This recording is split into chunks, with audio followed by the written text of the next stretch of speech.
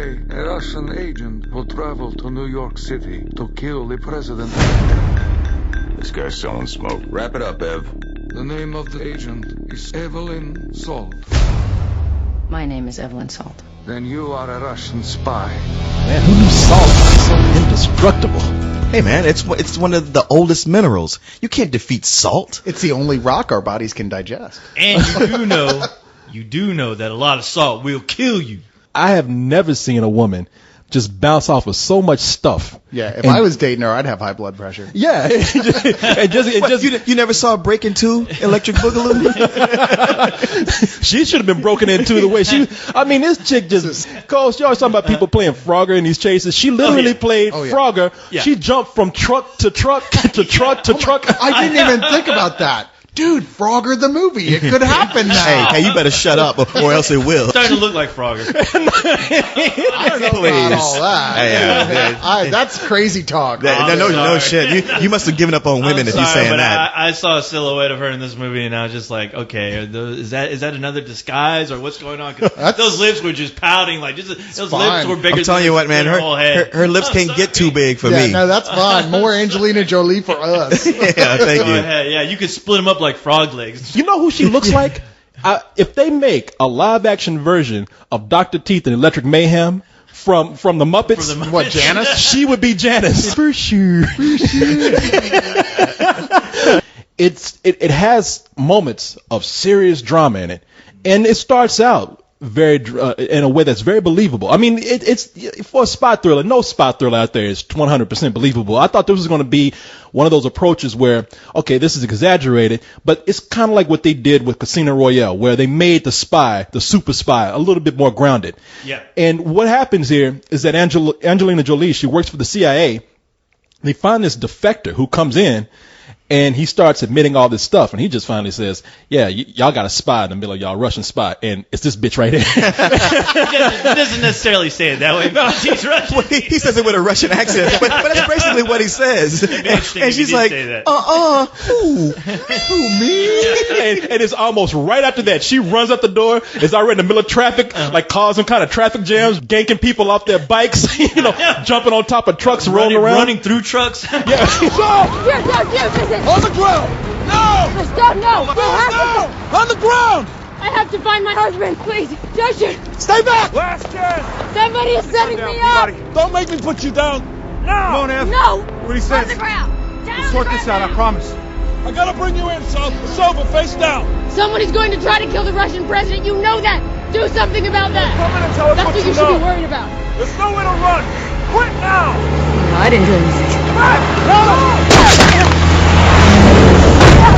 The action sequence alone, where she's jumping from truck to truck to truck, I'm like, okay, can we just end this already? Because this is already, you're kind of pulling me out of this movie, because I'm like, this is like a superhero movie all of a sudden. I think you're just jealous. I still think you got some Jolie problems. Because all the stuff you're saying, I don't understand. I was like, right from the beginning, I was like, yep, this is going to be one of those super silly spy movies that if you go with it, is going to be fun. And if you sit there and go, well, that's not possible, then you're like missing the point of the whole film from the get-go. I mean, it's so level upon level upon level of just like double and triple and quadruple. And I think it went to like 8 times double agents at one point for some of these people. You're like, I can't even keep track of who's on what side at this point. And yeah, I got to say, like, from looking at the trailer, I was like, this is going to be ridiculous but hopefully not like Wanted. All in all, it was better than I thought. I mean, it was a lot more grounded.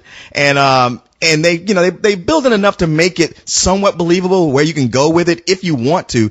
But as far as being ridiculous, I'm like, you know what? This is no more ridiculous than a lot of the Bourne movies, especially that second Bourne movie when he's in that taxi cab and gets hit dead on 8 times and keeps driving where the car would have been a Flintstones car.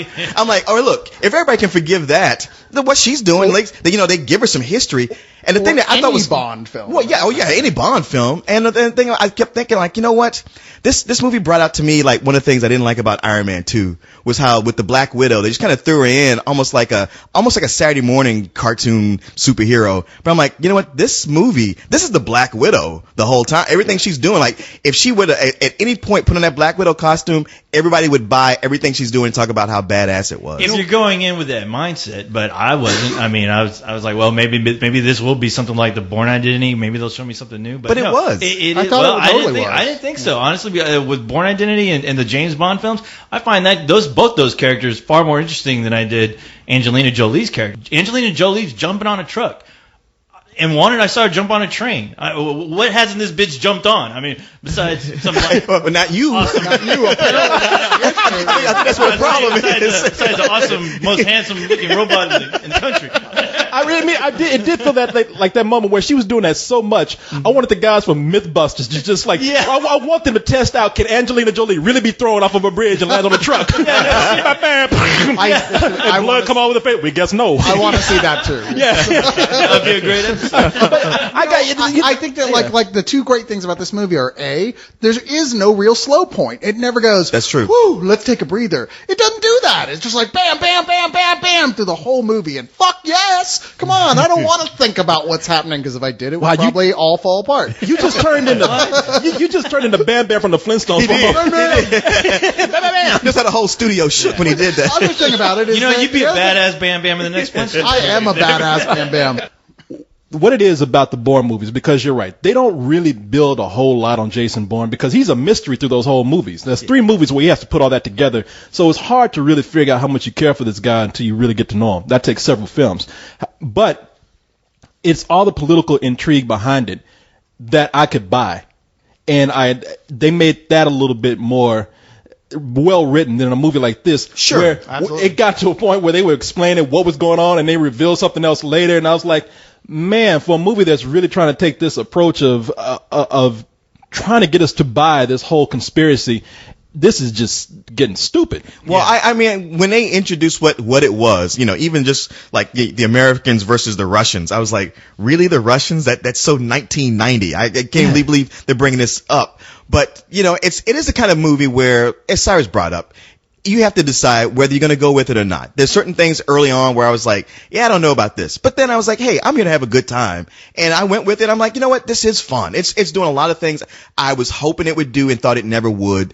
And I was with it up until just about toward the end. Like there's that point. It's not even at the third reel. It's just somewhere in the middle of it where that's when co-hosts I would give you, they started to go, oh man, I sure was digging this. I hate that it's going this. It chose to go this way instead. You were irritated just because I called who the real bad guy was before we even saw it. I wasn't irritated by that. I wanted to give you a high five. Like, hey, bravo, dude. Honestly, I thought the whole audience figured out who it was. I mean, I definitely did. Everyone who was chasing after seemed so incompetent, and I'm like, they can't even protect who they should be protecting in this movie right half the time because everyone's just looking like doopy doo. Yeah. Look out, a hot chick. And you know what? I didn't get that at all. No, because you were right. I mean, there's an accident in the middle of the street.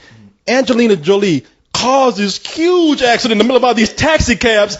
First of all, I would have killed about 5 or 6 Pakistani guys. No, everybody got out of there just fine. Yeah. But the other thing is, a massive accident like that, everybody would have been like, nobody's walking away from this. Everybody's a witness. Angelina Jolie climbs out the car that caused it all and just slowly walks away. and everybody's just looking in the car like, who's that one with the black hair? No, hey, man, when she's got on that wig and that coat, it's a cloak.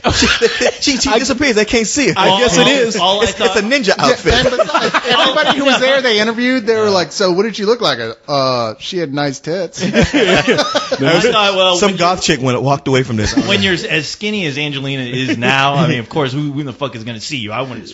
Yeah, no. Who needs the Predator outfit when you have Angelina Jolie? She did put on a little more weight since her last couple of movies, which I'm glad. But in her lips. It's like you want to be I want to tell her, it's like, I think she's a decent actress. I think she's beautiful. I think if she wants to be an action hero, more power to her. But for God's sakes, drink some protein shakes and fucking work out. That's what I'm saying. I had that problem with her watching her and Wanted. And I hate saying that. I hate bringing that up. I mean, but it's. I'm sorry. Co-host getting sensitive. When you introduced me to the next action star you're trying to build up, I mean, you're gonna have to find an actor who I can believe. Yeah, but that can whoop my ass. I'm sorry, but I mean, I can throw like a leaf at fucking Angelina Jolie and probably impale her with it. See, that's the thing though, is that I thought that while that may be true, and she'll whoop your ass. While that may be true, the director Philip Noyce did a really good job directing these action scenes. Yeah. I mean, in fact, the standout thing about this movie is that it's also Noyce. But I mean, he does the fight scenes. They feel like when you're the ones in Taken, where there's no bullshit. bullshit. There's no show off. It's just like, pow, pow, you're down. Ow, that's going to hurt for 6 months. I would say it's somewhere in between because they don't spend the time like fetishizing over it like they did with the Black Widow scene in Iron Man 2. Yeah. But, there's a little acrobatics going on here. It makes it exciting. It makes it fun. Acrobatics where? You mean the scene where Angelina Jolie, like, jumped on the wall with her 1 foot only to punch a guy in the face, or she just did, like, I saw that scene 3 times in this movie where she just kicks the wall, she jumps up to a wall, kicks it, and then punches a guy in the face. I didn't have a problem with her in the movie. I've always thought Angelina Jolie was a good actress, which surprises me why she's in something like this, because it really doesn't build any character with her. I tell you what really bothered me about this, where I couldn't care about her character. Everything about her is told in flashback. They have so many disruptive flashbacks in this, and that's just a thing that I don't like, where they use that to tell the story. I mean, she encounters somebody that she loves. It's not told through true acting and emotion. What do? They cut back to a flashback of a wedding.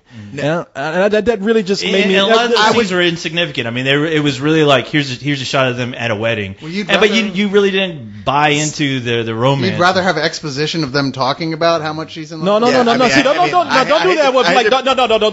do that. Of like, would you rather have what you think? Do you want character depth or not? I know. What I'm saying is, let's go back to a word that we used a lot in another review, and let's use 2: acting and subtlety. I would rather see her bend down and look at somebody she cares about and express this. You just want to see her bend down. Hell yeah. Let's not see the tears. Let's see her bend down from the back. Let's see that ass. No.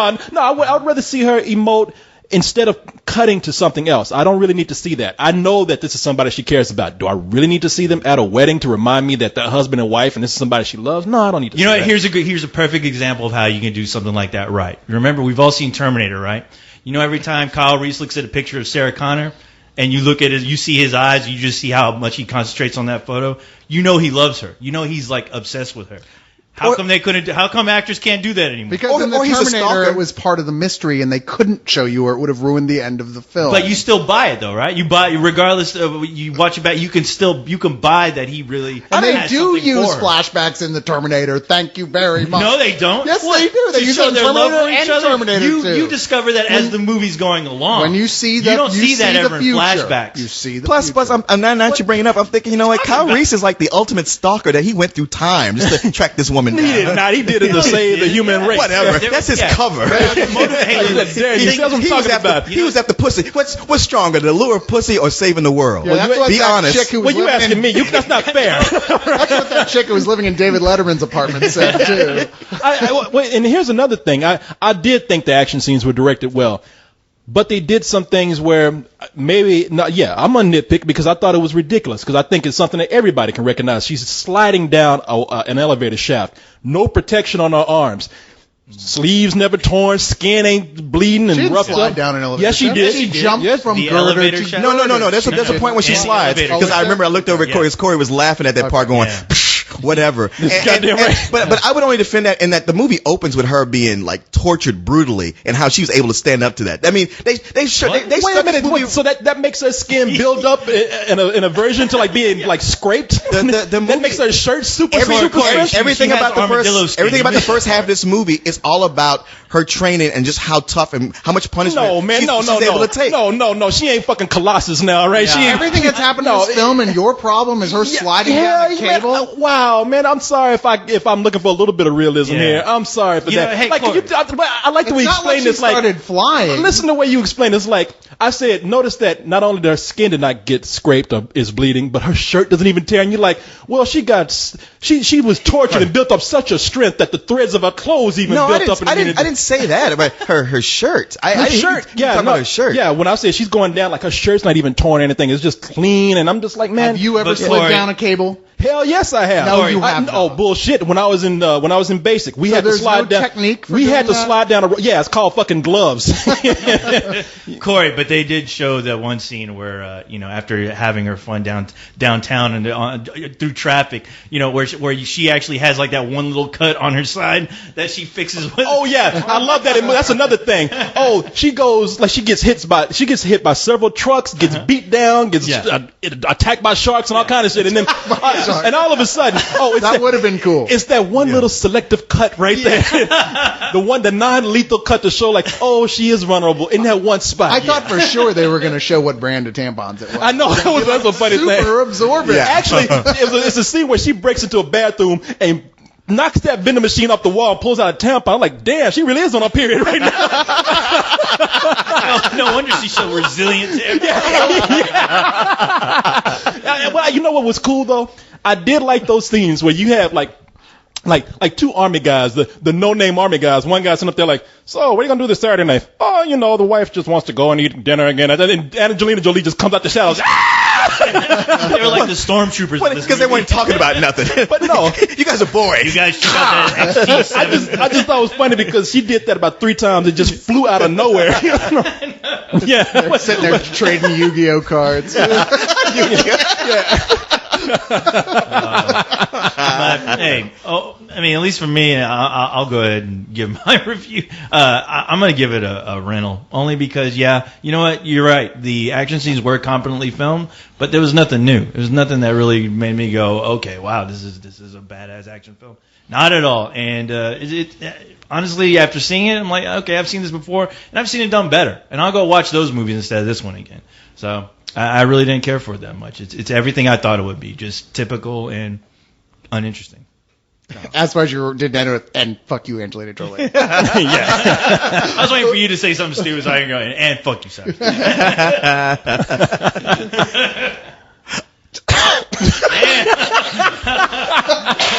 Wow.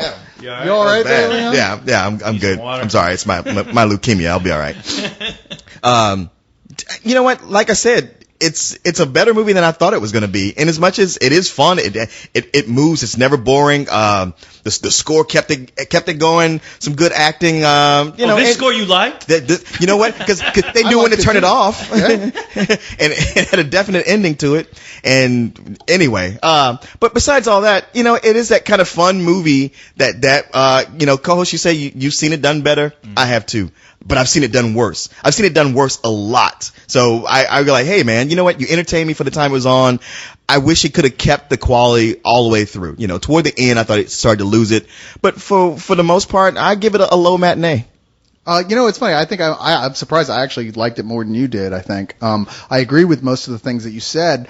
My really only problem with it was that I felt like I don't mind a big complicated spy plot. It's just they could have tightened that up a lot. Sure. And sold it as a believable spy movie instead of just a, huge, silly, dumb action film. I mean, this is no dumber than the action films we worship from the 80s with the shit she gets away from. For sure. Yeah, but, it is I would have liked it a lot more if it was called Last Action Hero Part 2, all right? It is what it is, and I did really enjoy what it did, despite those flaws and despite an ending that really that ending stunk. Yeah, they totally stuck the landing, and it's embarrassing watching. Like, come on, guys, really? That's just a cheap way of praying for more money. I'm going to give it a high matinee, though. I liked it that much. Well, thank you, Cyrus, for letting them have the opportunity to make more of these because of your great. I would watch another one with reservations.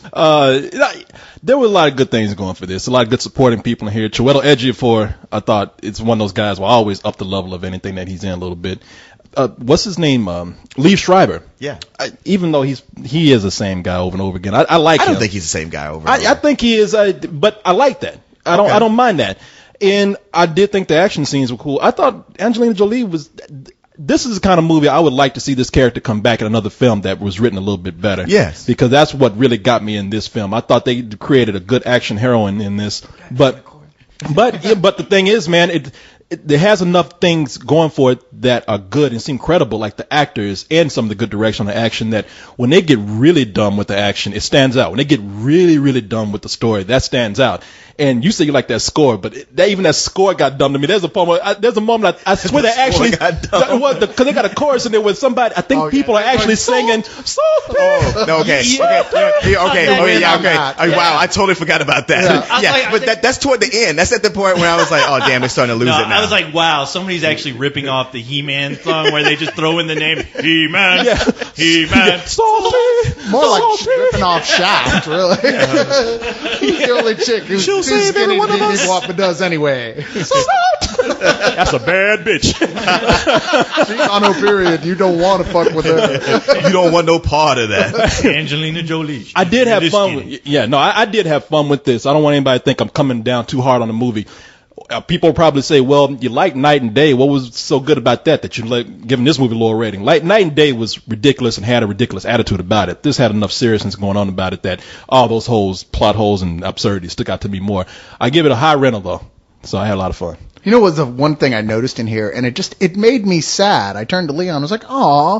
The great Andre Braugher is in this film. Yeah, for like a minute and a half. He gets one line, and you're like, "Fuck, that's Andre Braugher. Well, He's amazing. He's won multiple Emmys for Best Actor of the Year." And you're like, "That's what he's come down to." And it's weird that like what you said, like that's Andre Braugher. That's sad. I didn't even see him because I just watched him last night on his show. That Men of a Certain Age is a prominent show on TNT, and I was like, no, he wouldn't be slumming in this movie. Come on. I saw him. I was like, that's the guy from The Mist, and then I was like, oh, he must have saw an early preview of this and said, you know what, cut all my shit out, please now. It does make me wonder if originally his part is bigger, and we'll see that on the DVD or something. Well, why else is he? Why is he even here? He's an extra. I mean, that's what he is. Yeah, he Pretty is. much, You're right. Yeah. Well, that's news to me because I saw him in there and I didn't question it because I thought it was Uncle Ben's. I was like, damn, boy, that's some product placements for your ass right there. I thought he was a double agent. He's gonna come back in the sequel, Salt versus Rice. Man, you're right. That would be the ultimate product placement. Is just have like mascots from these products show up in your movies. I know. Aunt Jemima and Uncle Ben and Mr. Clean. Twix Rabbit's got to be the bad guy. I hate that fucker. I was wondering why the scene he was in, where all the security guys all pulled out their guns and he pulled out a box of rice. Yeah, he threw it at somebody. Now this movie is truly ridiculous. What the fuck? We've got to dry out this iPhone in 10 minutes or we're all gonna die. I know. Look at that, Angelina Jolie. Everyone's scrambling and he's boiling hot water. Come here, girl. You bleeding on yourself. Put some of this rice on there. You think everyone is who they say they are?